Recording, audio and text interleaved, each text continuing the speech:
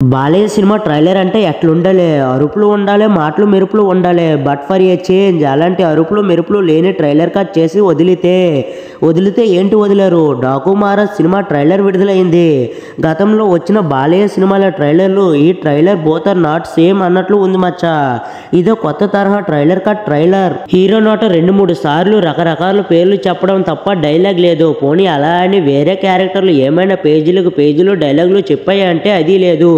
ఓ చిన్న పాట నోటు వెంట ఒక డైలాగ్, విలన్ క్యారెక్టర్లు నోటు వెంట 2 మాటలు బస్ అంతే. మరి ఇంతకీ ట్రైలర్లో ఏముంది? అండర్ ప్లే చేసిన హీరో క్యారెక్టర్ ఉంది. జనాలను క్రూరంగా హింసించే విలన్ ఉన్నాడు.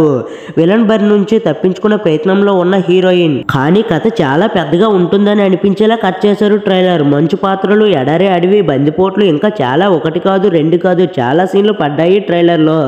అంటే దర్శకుడు బాబీ కాస్త పెద్ద కథ ఎంచుకున్నట్లు తెలుస్తుంది మచ్చా. కానీ డాకు మహారాజుల యాక్షన్ సీన్స్ గానీ బాలయ్య యాక్టింగ్ గానీ వేరే లెవెల్ అయితే అనిపించింది మచ్చా.